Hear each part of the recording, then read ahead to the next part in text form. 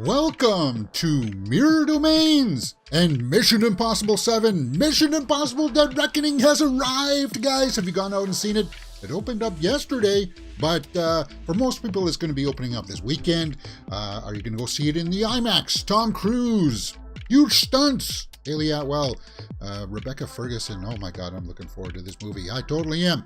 So guys, today's movie news show is going to be a little bit raw. It is indeed still a live news show for movie fans, but the topics, there's going to be no side topic bar today. It's going to be a little bit more raw.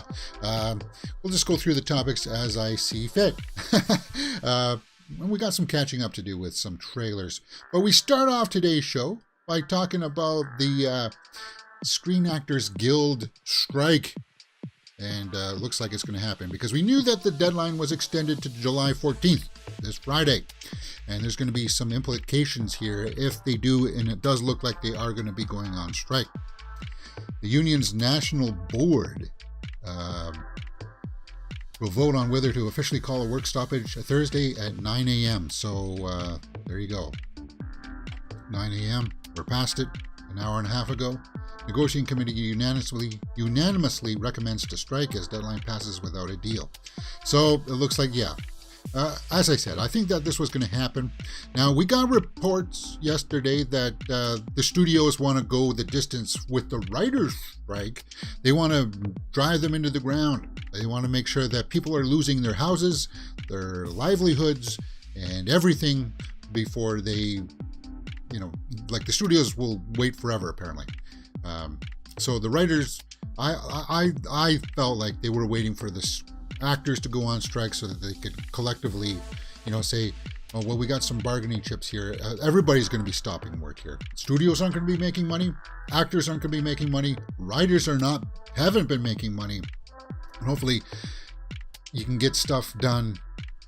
And I think Christian Harloff said it best the other day, where it's just gonna, for the writer, the actors are gonna be okay. I think they're not gonna get on neither side is gonna get what they want, right? Neither side, for both the actors and the writers. But some of the things you're gonna have to punt, he said. Harloff said that some of the demands you're going to have to punt for a later date, and you're just going to have to make some kind of a deal so that you can get back to work and so that you don't lose your house, so you don't lose all these things that you have, right?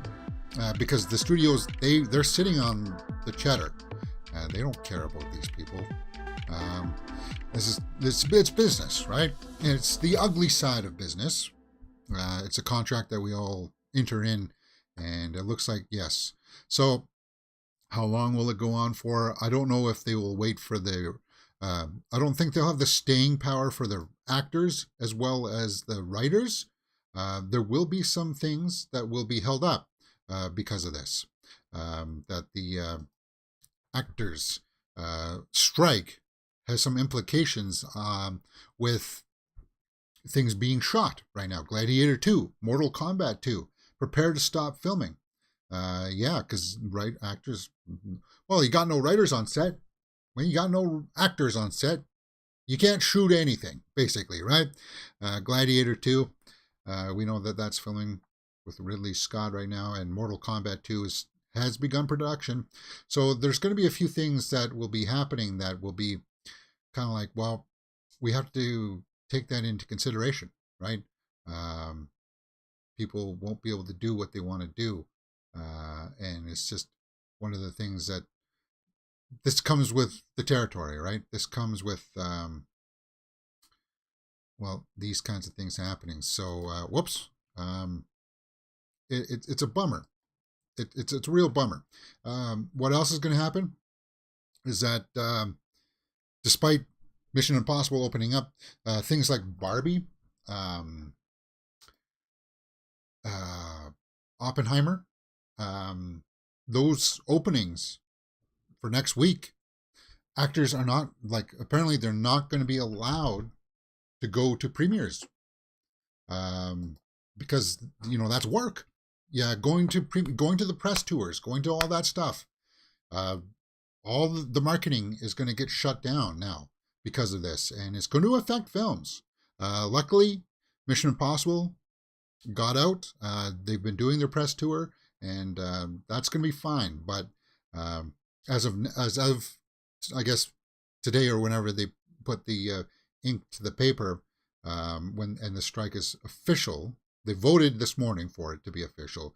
So as soon as that happens, then yeah, all these actors are going to be on strike, and you can't go to press tours, yeah, because that's work, and that qualifies as work, and it's not going to be able to be done. So it puts people in a precarious situation, and we'll keep our eye on this because we're movie news fans. We follow this stuff here. What's all going to entail? Hopefully, studios will acquiesce on some of the things. Like, again, guys, it's negotiating, right? Obviously, you're not going to get everything that you want on either side, right? We don't live in a fairy tale land where it's kind of like we all get to live happily ever after with these certain things. There's certain ideologies of, the cutthroat nature of business that it just doesn't allow that to happen.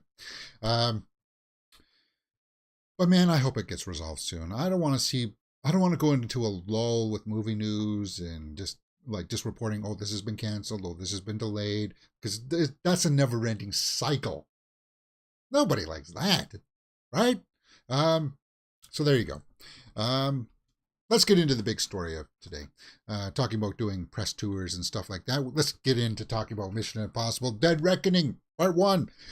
Tom Cruise and Christopher McQuarrie surprised Dead Reckoning audiences. So I guess what? They've been going into some theaters? Well, that's cool. Oh my God.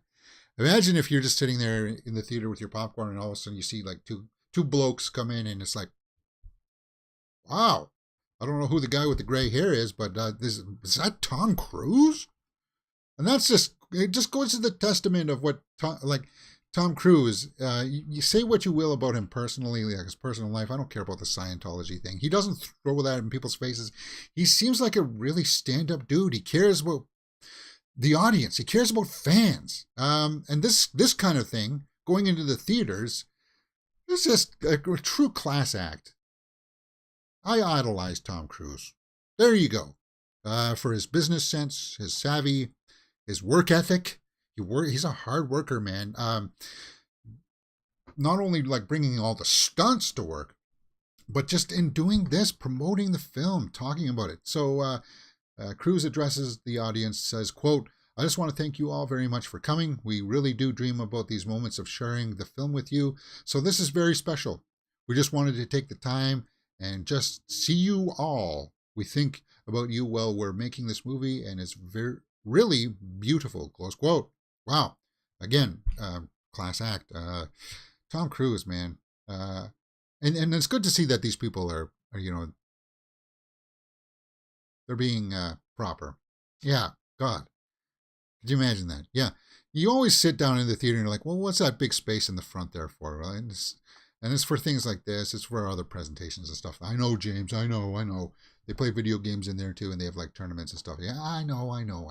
But man, that would be awesome. Where was this? I'm guessing somewhere in LA, North America. Let's see, recent screenings, North American cities. Do you say where? No, Miami. Okay, so he'll be doing a trot from Toronto, Washington, Atlanta to Miami. So he was going to be in Toronto. Cool. Wow. That would have been awesome. Oh, I'm going to see. I think I still am. I was going to go see Dead Reckoning in Mississauga in the IMAX theater. Duh! Imagine if he came in for that. That would be awesome. But it looks like that would have been like one of the first showings for the IMAX. Like it looks like he's already been to that. And if he started at Toronto, that's probably already come and gone. But that would have been fun. That would have been fun, man. So we got a lot of headlines here. Some of them are silly. Haley Atwell blown away from Tom Cruise's running skills. Come on, we all know about the token Tom Cruise hauling ass scene in his movies. That happens. But yeah, it opens. So 2 hours and 43 minutes, and it's got an 8.2 on IMDb. I'm really looking forward to this. I know I've somehow like dodged all spoilers. I guess this is a movie where, is there really anything to spoil for Mission Impossible Dead Reckoning? I mean, he gets in a precarious situation. He's got to take out or fight the bad guys. It's part one, so I expect it to sort of end on a cliffhanger. Other than some of the action sequences, what else is there to spoil? Oh, is there a twist on one of the bad guys? Whatever. It's Tom Cruise doing his thing, and that's what I want to see. So we got to think about where's this going to land on the box office, right? Aside from people really, really liking it. 96 by the critics, 95 by the audience. This has got to make $1 billion, man. This has got to return the summer box office to form. I think this easily makes $1 billion, right? Looking at some of the snapshot reviews, as absurdly exhilarating, entertaining as the title is, corporate boilerplate. What? The heck is that? Chicago Tribune says it's full of sound and fury. Tom Cruise running, cliffhanging, flying with periodic rest stops for brooding. Okay, somebody who didn't like it, the San Diego Reader. Cruise, the stuntman, is reliably spectacular here, but Cruise, the actor, seems a bit scathered. Scathered? And the Hunt, the character. What? I'm not reading the rest of that. Yeah, we'll get into that when we do my reviews and stuff. But overall, most people like 9.5 out of 10. That's good. People are coming out and they are digging it. So, where can this potentially land in the box office? Box office, Dead Reckoning aims for 90 million in 5-day debut. Yeah, because it came Wednesday, Thursday, Friday, Saturday, Sunday. Now, it did open up early here in North America. People could see it on Tuesday, and there was an early IMAX screening on Monday night. So maybe that was the one that Tom Cruise went to. I don't know. In Toronto, I mean. But 90-day, no, God, it's got to make more than 90 million, man. I'm hoping, like, for 5 days, you got to make more than 90 million. Right? So its Wednesday opening was 16 million. So the Wednesday night preview was 16 million. That's good. Looking forward to that. Where will that fit in on the weekend? This is last weekend's, right? So obviously it's going to be number one, and everything here should get shifted down.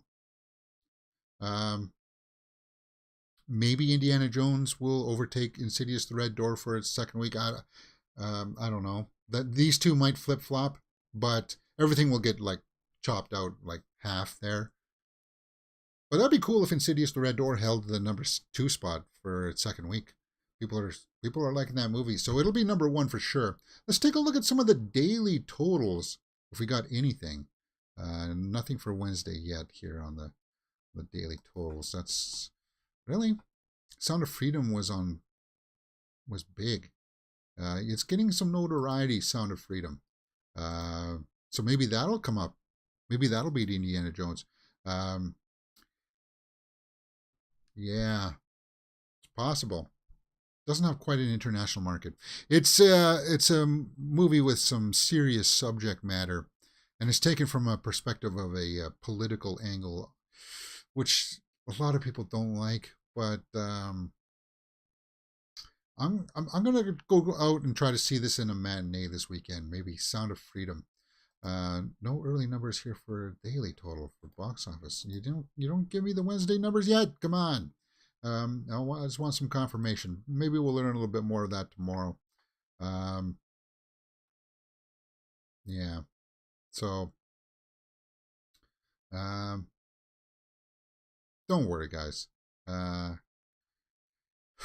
tell you this.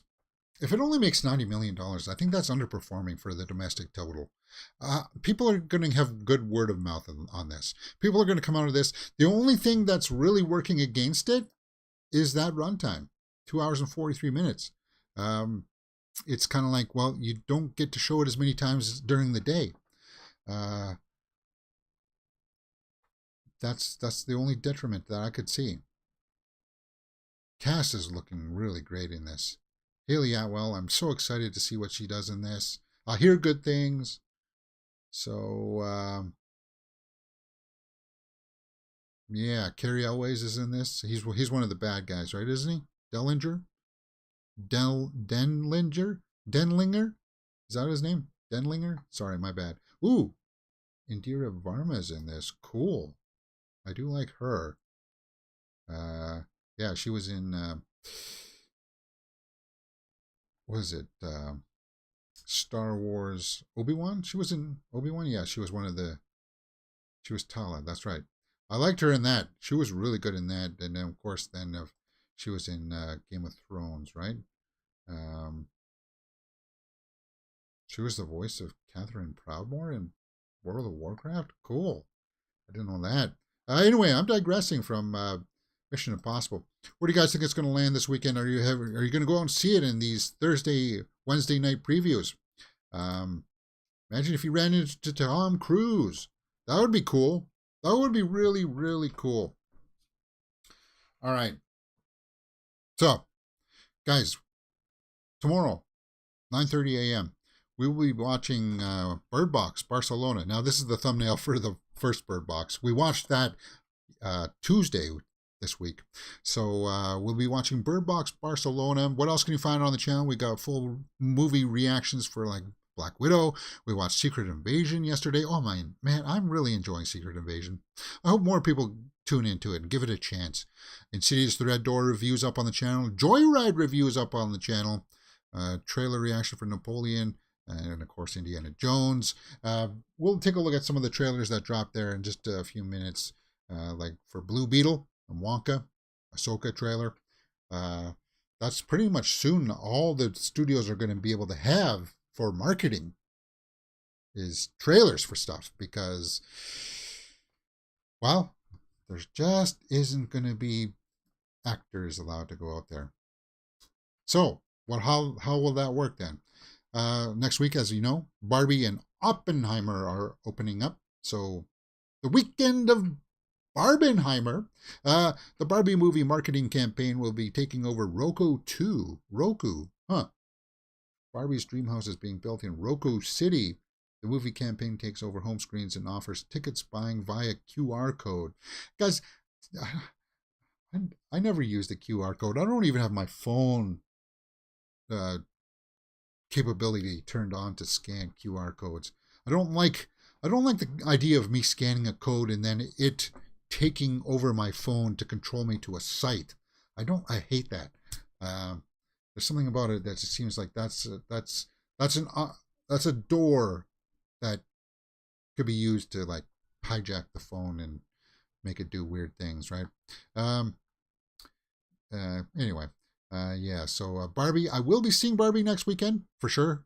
My niece wants to go see that, so we'll be seeing that on a Saturday, and then I think next Sunday is when I'll go see Oppenheimer.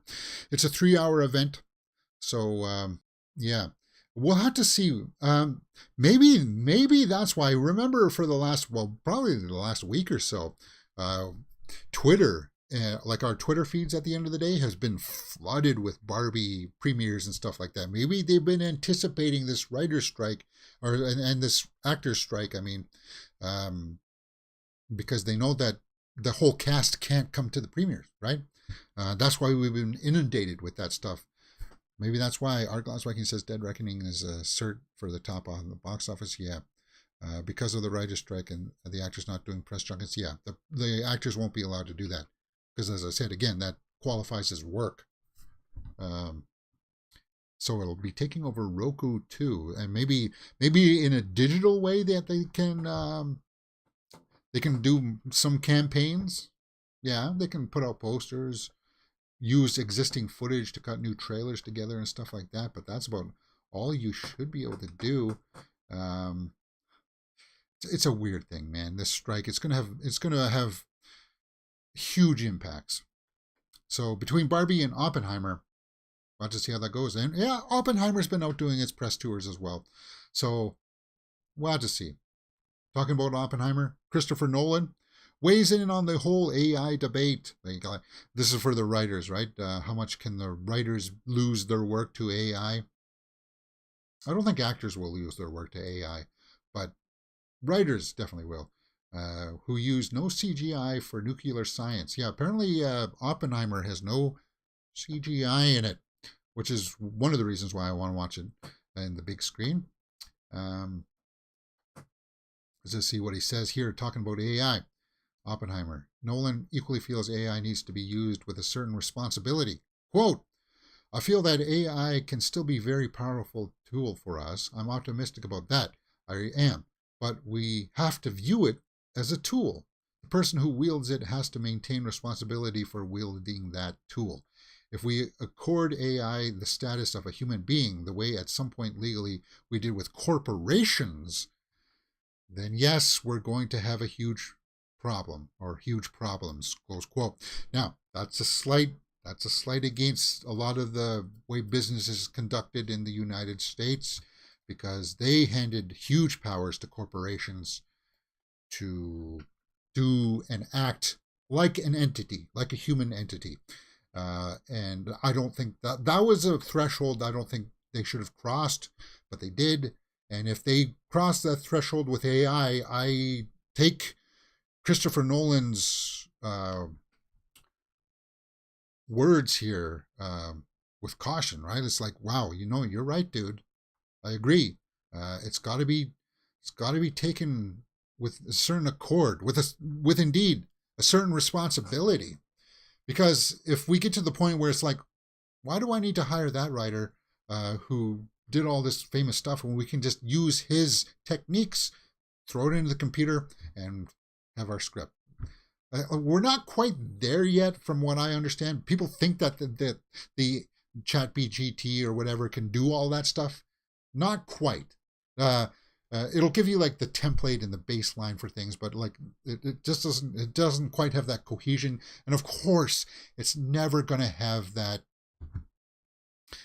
sense of artistry to it that humans have, because humans fumble the ball sometimes, and through those mistakes of fumbling, that's how certain art gets created, right?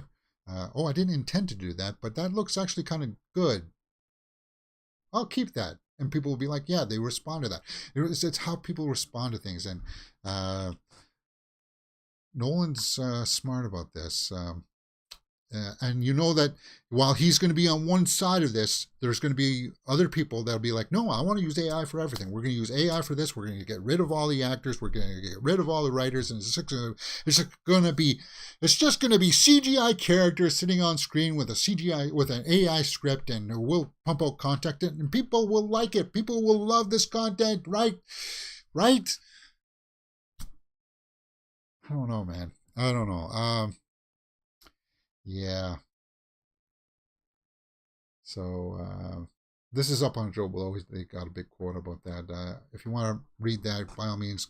Nolan adds the benefits of its use, the whole machine learning as applied to deepfake technology. That's an extraordinary step forward in visual effects and in what you could do with audio. Yeah, the deepfakes with it's with what people are saying too, right? You can emulate the voices. That's the really scary part.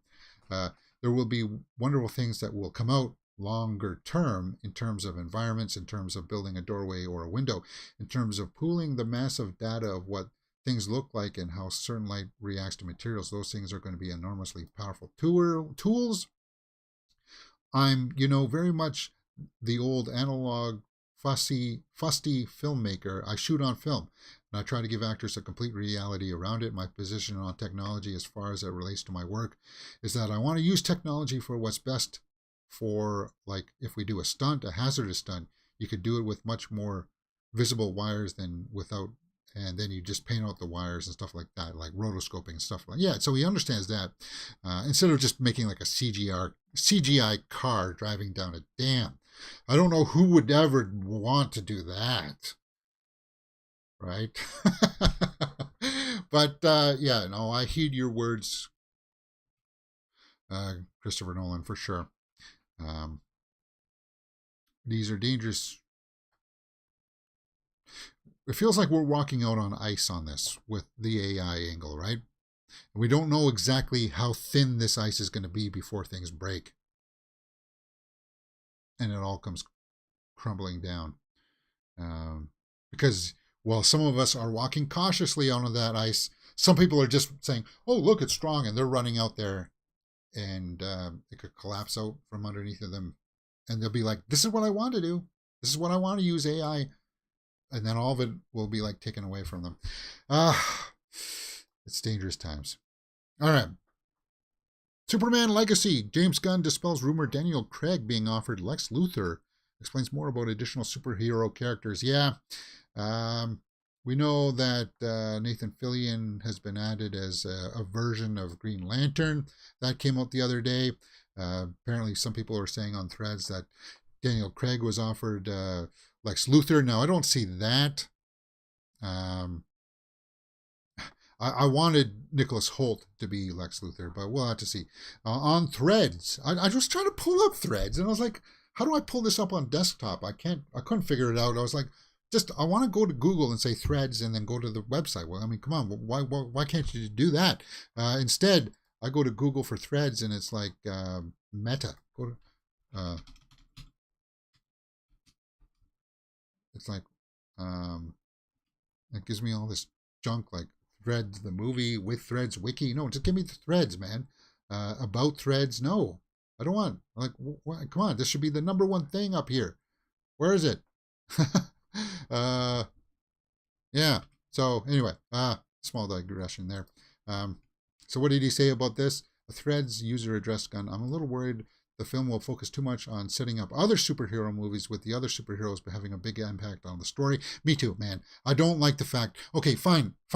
Have a Green Lantern in there, but then he's bringing in all these other weird characters that I'm kind of like, dude, really? Really, you're bringing all these other weird abstract characters into a Superman story that's supposed to launch your universe? It gives me pause. And I got nothing against Nathan Fillion as Green Lantern. I think that's fine. It's Guy Gardner, Green Lantern, right? And Anthony Kerrigan is Metamorpho. I mean, come on. What does that have to do with anything, right? I never used one movie to set up another movie. Gunn says the characters are there because they help tell Superman's story better, not so we can set up separate projects in the franchise. Well, you're saying that, but it feels it's just this is what the current superhero genre has done to us fans. It's like it's conditioned us to feel like, oh, please don't just be setting up for stuff down the road. Just give us the good stuff now. Like, that's what the MCU has done to us, right? We've been conditioned to feel like this, and they've got to somehow course correct all of that stuff. Don't hold things back.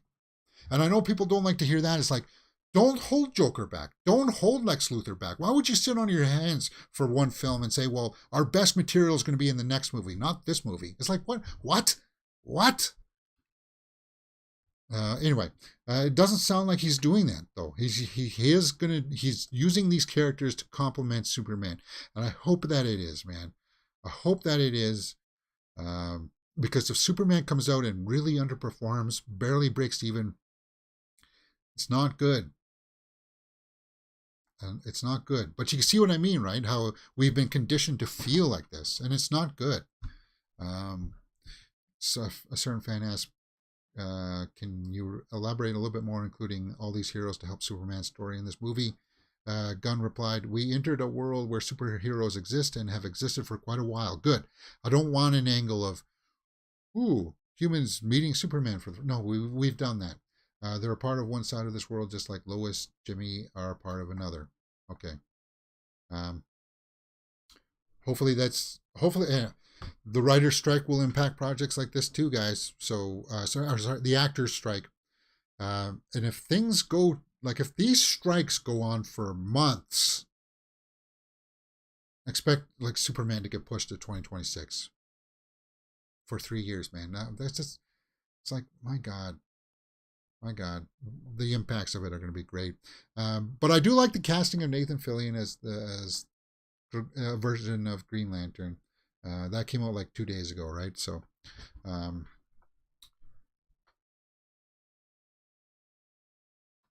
it's just one of those things. I liked Suicide Squad. I like Guardians of the Galaxy 3. like James Gunn as a filmmaker, so I'm just we're gonna have to be. At one point, we were like, in Feige we trust. Not a lot of us trust Feige that much anymore, though.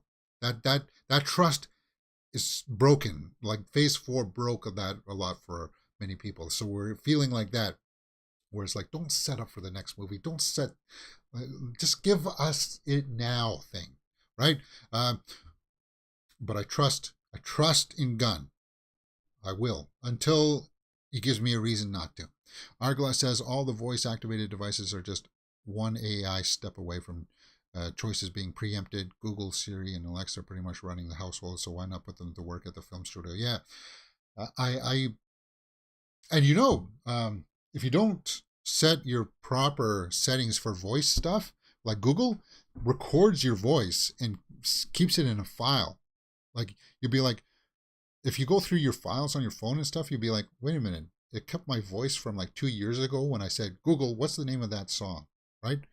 Or Google, what time is it? It stored your voice. It does. It's really bizarre. Anyway, let's get back into some movie news headlines, because this one is kind of interesting. I do like this one.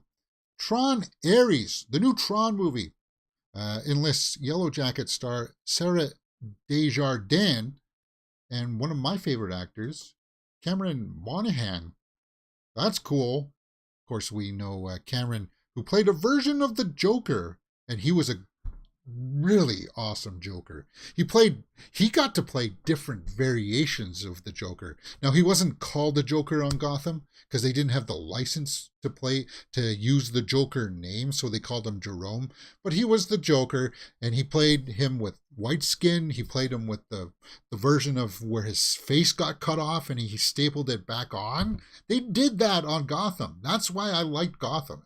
And this guy, when you heard him laugh for the first time, as the Joker laugh, it was like, wow, this guy can do it, man. So anyway, he's going to be added to the new Tron Ares film, and so is Yellow Jacket's Sarah Desjardins, which is fine by me. Why did I just get a weird feeling that I need to look up who this is, because let's take a look at her resume. For some reason, I just got like a Lara Croft image in my head, like a Tomb Raider. Like, they're developing a TV series for Tomb Raider, right? Now, for some reason, I don't know, I just saw her face, her visage. Could she be Lara Croft? Maybe. I better not scan these pictures too much, but I don't know, maybe.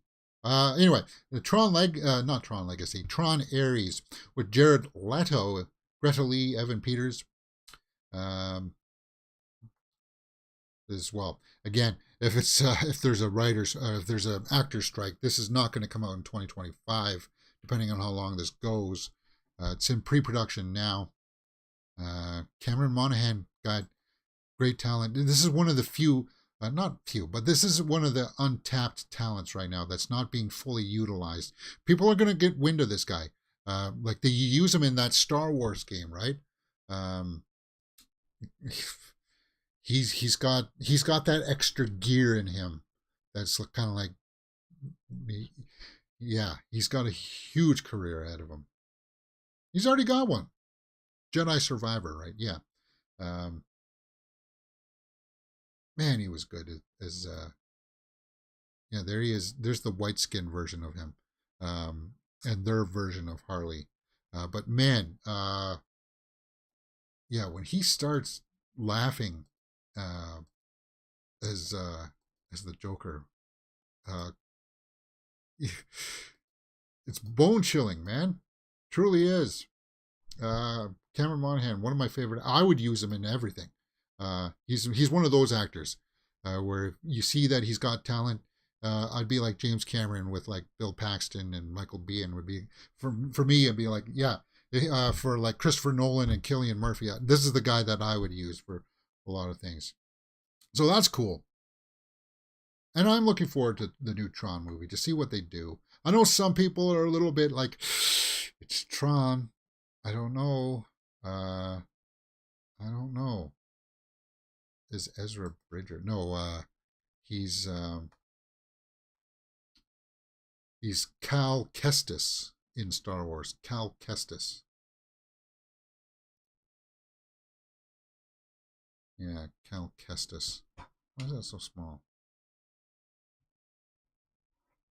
I need to play this. Actually, I can play this. What? I can play this, right? This is on PC, right? Is this on Steam? I can play this. I can download this and play this. Yeah, I got this computer and all I'm doing is playing WoW on it. I can be playing all these other games on it. I have to get a controller for it though, because this PC should have a better system in it than any PS5. Like this should wipe the floor with a PS5. It'd be like, what are you doing? Surreal Engine, get out of here.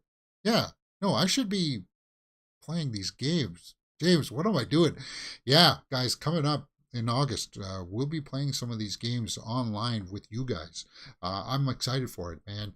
I'm just like, when I get back to my full-time YouTube schedule after my break there in the beginning of August, we're just going full tilt, man. We are going full tilt, and we'll be doing like part of the day on YouTube, part of the day on Twitch for games and stuff, because I don't want to have to worry about the soundtrack getting me copyright strikes. Maybe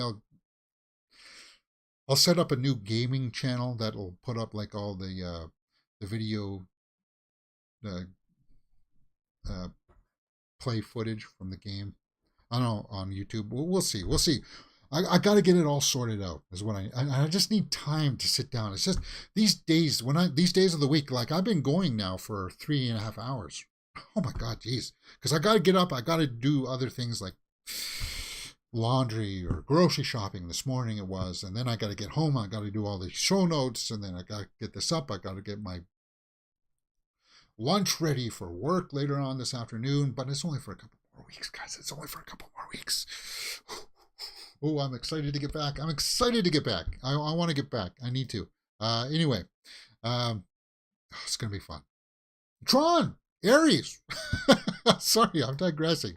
Yeah. Showcases Ares, Leto's computer program, a journey from the digital world to the human one. Okay. All right. Well, we'll have to see how that goes. Moving on. The Flash was a huge, monumental box office bomb. The Flash spends towards digital release July 18th. Digital release July 18th. What? So, not that long ago, Flash came out in theaters 4 weeks ago. And now we are going to be getting it in just a couple, in like, 4 or 5 days now. We're going to be getting it on VOD. On digital. And next month you get the 4K and Blu Ray and stuff. This is a problem. Why? Because people are just like, why do I need to go to the theater to spend $75 to take the family to the theater for one show when we can just wait a month and a half, not even a month, 5 weeks, and watch it at home? This is the problem.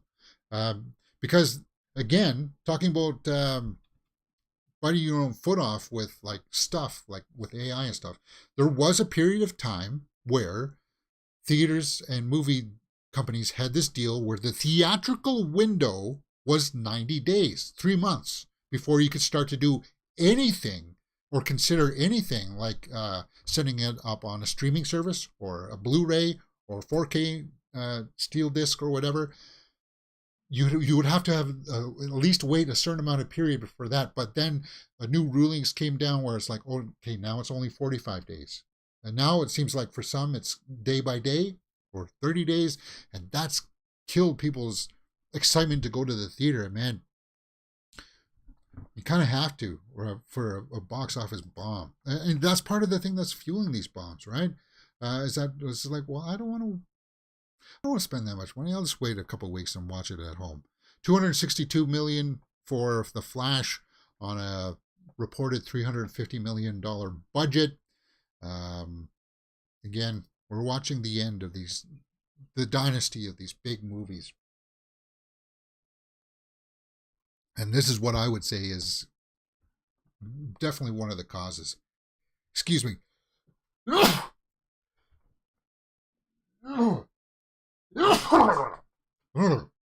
Wee. Wait. All right. So,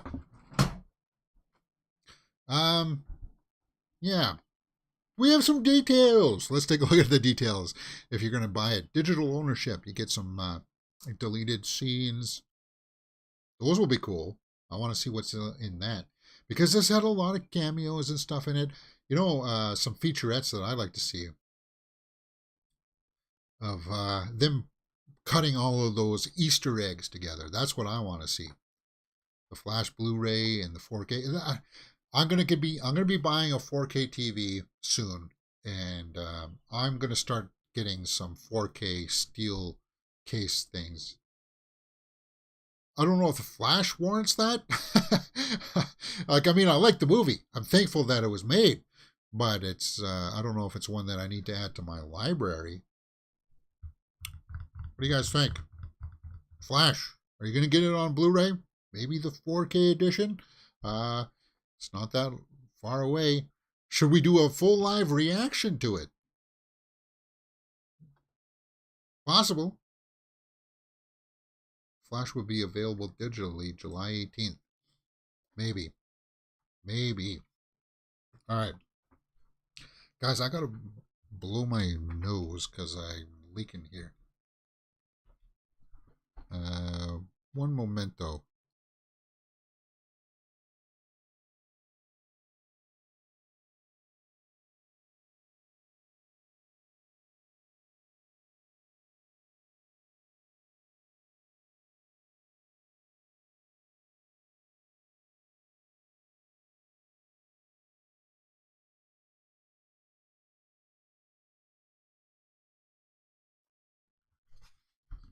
Yeah. One thing I learned last time. Remember, I was sneezing a whole bunch that one day, and I didn't blow my nose, and then I got sick after that. So it's kind of like every time you sneeze, man, you got to clear out the pipes. All right, where are we at? Oh, is this a thing? If actors go on strike, will there still be awards ceremonies? The nominations are out for the Emmys. This came out the other day. And it's worth looking at just for a few stories, a few headlines. Because I guess Andor was nominated for some stuff. So, Outstanding Drama Series, Andor. House of the Dragon, Last of Us, Succession. Succession and Better Call Saul will probably win. But it's cool that Andor was nominated. We had lots of fun watching Andor, right? Comedy series, I don't know. I don't watch any of the comedy except for Wednesday. We watched Wednesday. That won't win, though. It'll probably go to the Bear or Barry, some of the things that I don't watch. Outstanding Limited Anthology Series, Beef, Dahmer, Kenobi. What? Kenobi was nominated for a limited series, huh? It did have some good acting. Like, Ewan McGregor brought it, and I appreciate him for that.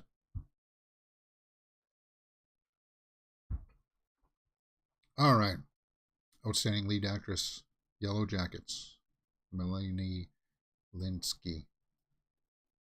Okay, so I'm not going to look too much at the acting stuff. I don't watch a lot of this series, so yeah. If you guys look at this, because do you follow a lot of the TV stuff? I just don't have the time, guys, to sit down and and if I do watch a series, it'll be things like Secret Invasion where I'll watch it with you guys. But for me, just to sit down and watch something, I don't have that time in the day. Um, I don't, which is kind of a bummer. But that time will be coming back to me, hopefully soon. We'll see. We'll see. Uh, Just wanted to see if there's anything else that jumped out. What?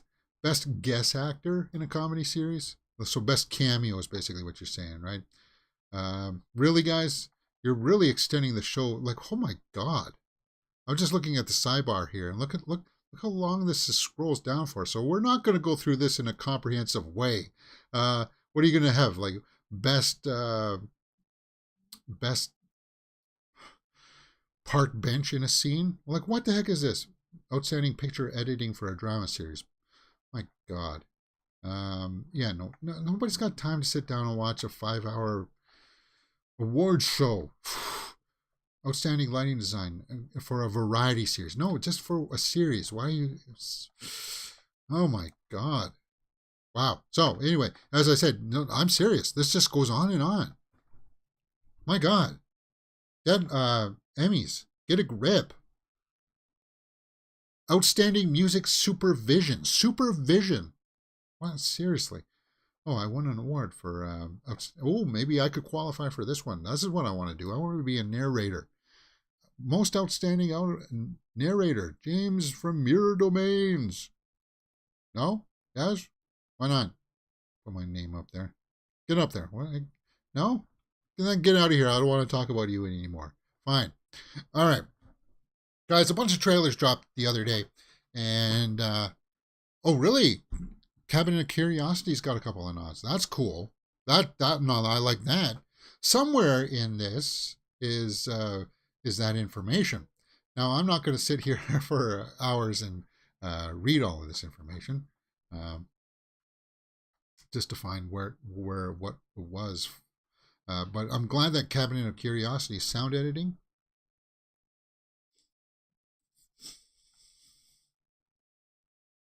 I really like Cabinet of Curiosities. I really like that last one too, with the couple that are studying the birds. I find myself thinking about the cinematography for that.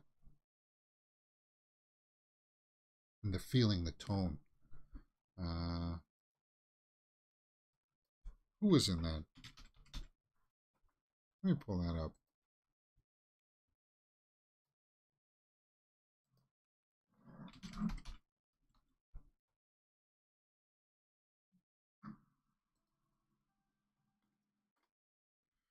Who was in that? The Murmuring. Yeah. Oh, yeah, it was the guy who played Rick from Walking Dead, right? And the girl from the Babadook. Is that who was in this one? Oh, shoot, I'm on Chrome. You guys can't see the picture. I'd have to pull this up on Firefox. But that's who that was. Yeah, I really like that last one. All right, let's talk some trailers, guys. Let's get into some trailers. Blue Beetle trailer dropped, and this comes out August 18th. Wow, that's just a month away now, guys. We are a month away from Blue Beetle. Yeah, Hourglass. I sat through it yesterday. Cabinet of Curiosity got a nomination for costume in a period piece. Oh, nice. Bifer in live chat drops in and says, hey, how's it going, Bifer? We're just talking some headlines, talking some trailers. We're about to talk about that Blue Beetle trailer and talk about its reception. I liked the first part of the trailer. A little Matrixy here, right? And I like who's playing the villain. He was the bad guy in Apocalypto, right? He was the evil dad in Apocalypto. This guy. I'm not sure. That's what I'll say. There's something about this that sort of feels like, I feel like some people might be comparing this to Iron Man for some reason, because of what the suit can do. Not the way that he found or developed the suit, but the way that it looks too, perhaps a little too Iron Man-ish. And my only other warning about it is that ending shot.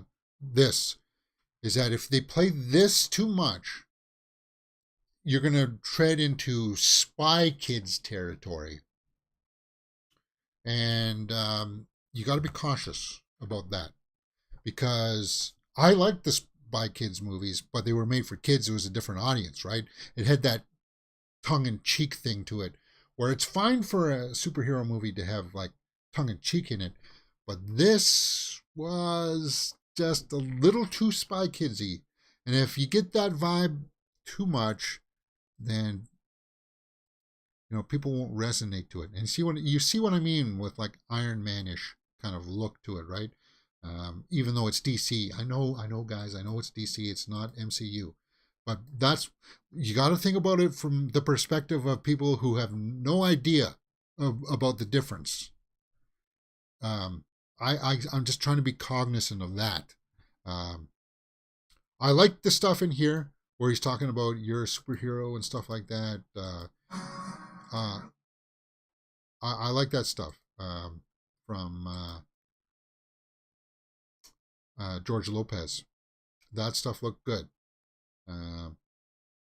Zolo Mary Duena is his name.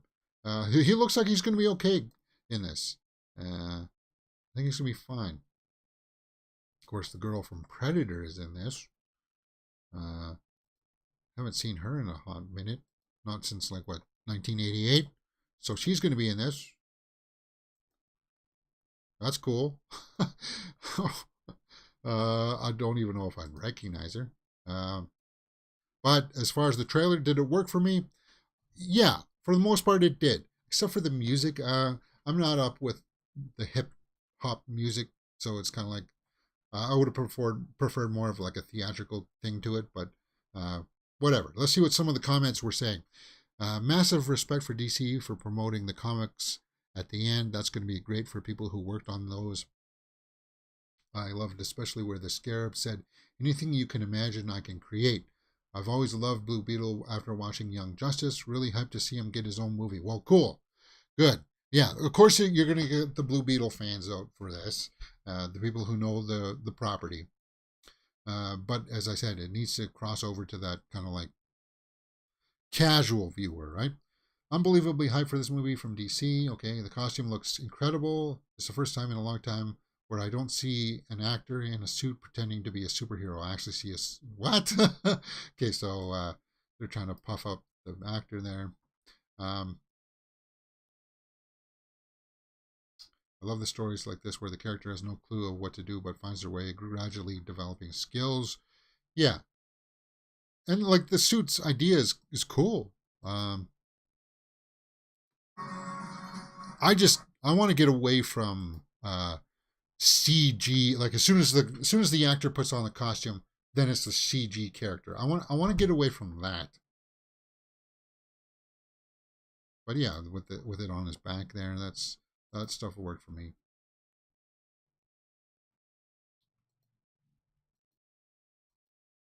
But we'll have to see. As I said, it's got a few things going for it. August 18th. Of course, as a movie fan, I'll be going out to see that. And yeah, the trailer worked for me. Next, Wonka. Wonka trailer dropped this week as well. Not quite what I was expecting. In fact, it dropped the day that we just saw our first image of Hugh Grant as the Oompa Loompa. Olivia Colman's going to be in this. We've seen her in Secret Invasion. Sally Hawkins. Yeah, we saw her in the trailer. Rowan Atkinson is a priest in this. Let's just go to the trailer, guys. Chalamet, I think, is a good choice for this. A little bit more on the musical side than I thought it was going to be. We knew that it was going to be a musical. They go into a little bit of the politics of him wanting to sell chocolate or something like that in the town. And they're like, well, you can't have a shop. You can't sell chocolate without a shop. Production design looks top tier here. Costuming looks great. And as I said, I think Chalamet is going to knock this out of the park. He's going to have a good year. Between this at the end of the year and Dune Part 2, yeah, Chalamet's he's on the rise for sure. And I dug it. There's the girl from Shape of Water, right? Is she the mother?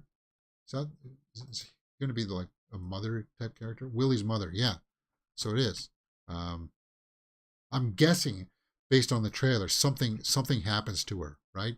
Maybe she dies or something. There's going to be a slight tragic angle to Wonka. And then, of course, it ends with the Oompa Loompa. I don't know. Why is he in a jar? Hugh Grant, that's fine casting. It's just, like, it looks real. So it's kind of like, okay, yeah, Wonka. I'm add that to my anticipated list. Let's see what people are saying. Hugh Grant being cast as an Oompa Loompa is not something we wanted, but something we needed. Yeah. And it looks like the few lines that he delivered, Hugh Grant. Yeah. Looks like he's going all in on it. So that's good. When I was a child, the original Charlie and the Chocolate Factory was my favorite movie. I would watch it every day, so fans of that are coming out to see it. If Timothée Chalamet manages to enthrall the audience in this type of film, then there's no stopping him. You need a certain edge to play a character as fantastical and as whimsical as Willy Wonka. Yeah, well, because there's going to be comparisons to Gene Wilder, obviously, who's still like the benchmark, right? Johnny Depp and what Tim Burton was doing was kind of like totally different. Still people think Gene Wilder is Wonka, right? I do. Hopefully Chalamet, he's on that caliber. He's got that extra drive as an actor. He's got that extra gear that he can just kick into that, and hopefully he can deliver it. And it looks like this movie's going to be pretty special, so I'm going to be looking forward to that. Okay, good to know this is a film that knows it's goofy and silly, but in a way that feels sincere with a full effort and fun. Not to mention the cast looks incredible, and the director has never actually made a bad film. Has the director never made a bad film? Has the director never made a bad film? Paul King. Let's pull up his credits. Paddington. Oh, yeah, that's right. It did say that in the trailer, right? He did Paddington. Space Force. Paddington 2. And, right, he's not coming back for Paddington 3, right? Well, I guess it's up to the debate if he's made a bad one or not. But overall, it looks like people are liking the Wonka trailer.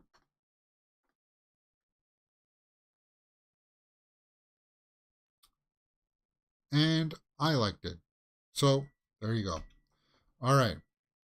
Finally, do we need to talk about the Ahsoka trailer? Guys, I like the Ahsoka trailer. That's pretty much all you need to know. 8 episodes. Of course, you know that we will be doing full live watch-alongs for this series. August 23rd. August is going to be full for us, right? Yeah. We got Blue Beetle coming out in the theaters next month. We got Ahsoka coming out on Disney Plus, so we will be doing full live watch-alongs for Ahsoka. And I'm hoping, because I didn't watch all of Clone Wars or Rebels and stuff, they'll give us a bit of a good starter episode to let us know who everybody is, right? Because if you don't know, she was Anakin's apprentice, right? We watched the Clone Wars movie, so we know that part, but we just don't know how they got separated and stuff like that. I don't know. I know sort of conceptually because I was told. I know the gist, but yeah, I like what I saw in the trailer. Just pull up the trailer, James. What are you doing? What are you doing, James? Yeah, we get to see Thrawn. Okay, help you with that. Mary Elizabeth Winstead, I think, is awesome in this. I think this is going to be great. So I don't know who Sabine is and stuff like that. That's Ezra right there, right? No one else can. That was Ezra, the guy who plays Ezra. So we're going to see him in this. I know that hardcore fans, and these are Inquisitors, it looks like she's fighting. So she will be fighting Inquisitors with the red sabers. But then you got the group of people, the two that are not, where he says that they're no Jedi, and they got the orange. I don't mind that they're saying that they're not Jedi, but I kind of don't like that they're using orange. I guess this is something that I have to accept, right? Ray Stevenson is playing that. He looks great. Because then it's going to get to the point where it's like, well, why don't we have, pink with little sparkles as a lightsaber? Why don't we have like this? It's going to be like that, where George only really wanted red and blue. He took green because of Return of the Jedi. The blue lightsaber on the Sarlacc scene didn't look all that great, so they went with green, which is fine. And the red crystals were because, like, if you don't know the history of the Kyber crystals, which has probably changed, is that the Jedi kept that planet where the crystals could be mined, very protected and secret. So the Sith didn't have access to that planet to get their own crystals. So they made synthetic crystals, which made it red and made them very volatile, which was why you see Kylo Ren's like crackling and stuff, right? Well, it's supposed to be anyway. And then if you can say, well, you can make them any color now. It's like, and we know in the video game, Plo Koon had a yellow one. So now we know that Rey has a yellow one. And now Ahsoka's got white. They've done black. I want to see more of this character, her. She looked great. Who's that going to be? Ivana Shin Hati, is that her? Yeah, I want to see more from her. I think she's going to be interesting. But overall, it looks like it's going to be hopefully pretty good. I want to see more from this. Yeah, all of that looks great. Where's that shot of Grand Admiral Thrawn? Thought we saw a shot of him walking. Maybe I missed it. I'm kind of like, you see Mon Mothma here, but she's young. So what's up with that? Timeline I'm not too sure of. So again, as I said, they need to have a really good establishing opening scene to it to let us know who all these other characters are. I thought this part was cool, where they actually kind of look like the characters from the animated series. Yes. There's Thrawn, and that looks fine. Thrawn, he looks fine. Samuel L. Jackson opened up a can of worms when he asked for the purple lightsaber. Yeah, but Thrawn looks like he's going to be great, and I hope they don't make the egregious error of killing Thrawn in the first series. No, this should be the big bad guy. He should have been the big bad guy for the sequel trilogy. For some reason, Kathleen Kennedy came in and said, no, we can't use that. Why? Why? You lost so much opportunity. Anyway, I think it looks great, the trailer, and I'm looking forward to it, guys. We're just a month away from Ahsoka,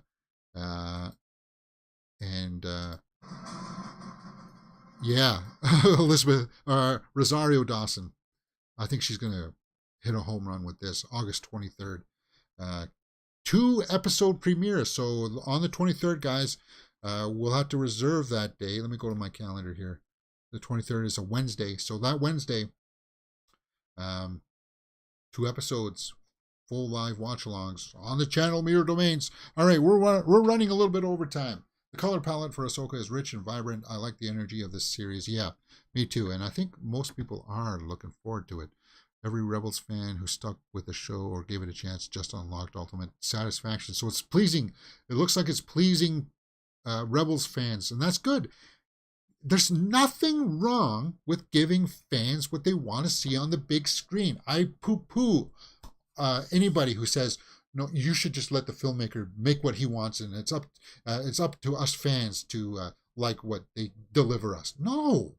This is like Star Wars, this Ahsoka character, and it's good that it's Filoni doing this too, is that there's some established work there that people are expecting and will love to see, and you're giving it to them. That's good.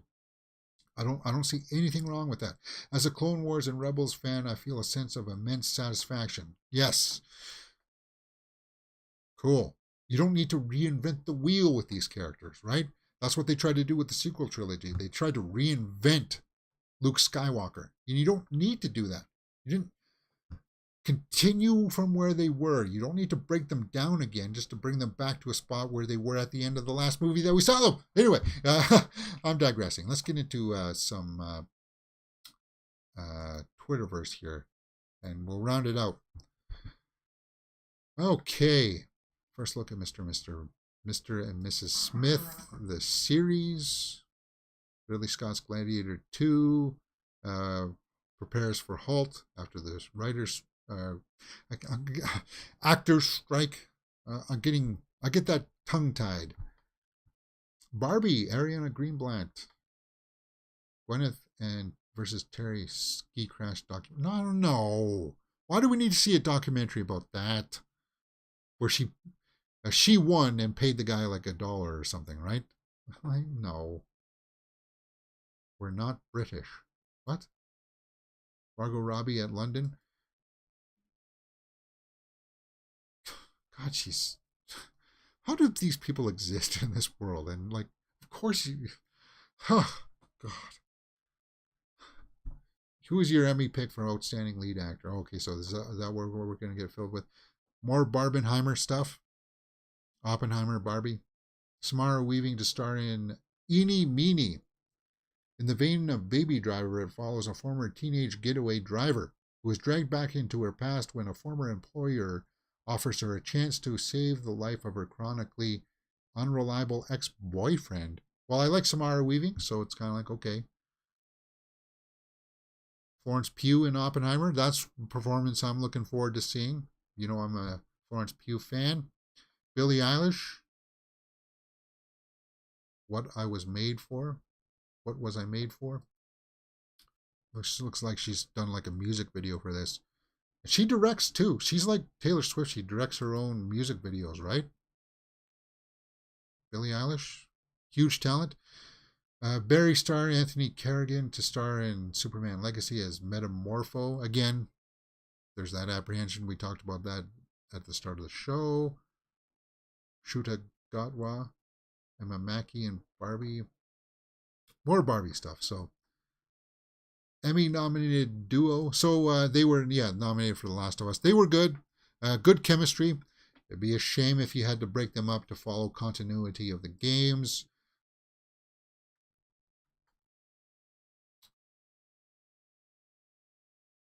More Barbie stuff. All right. It's just Barbie stuff. So we are getting overtime today, guys. Tomorrow, 9:30 a.m. Come join us for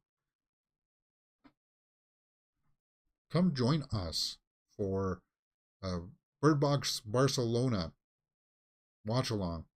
And then, of course, on the weekend, we'll be doing our straight out of the theater reaction for Mission Impossible, guys. And then it seems to be becoming a trend that I do all my reviews on Sunday for my movies, which I don't mind doing. I don't mind waiting until Sunday to do those reviews. I'm kind of liking that. Gives me an excuse to turn on the camera. We'll be doing our full review. I don't think we'll do like a spoiler discussion on it, but we'll be looking at the advanced box office results. And please make over 100 million. Please, Tom Cruise. He's out selling it. He's doing his best. If you guys seen it, let me know what you thought about it in the comments. Give the thumbs up. That's it for me today. Go enjoy your day. Hit that thumbs up button. Subscribe. You're watching Mirror Domains. Come join us tomorrow for Bird Box Barcelona. And enjoy the rest of your day.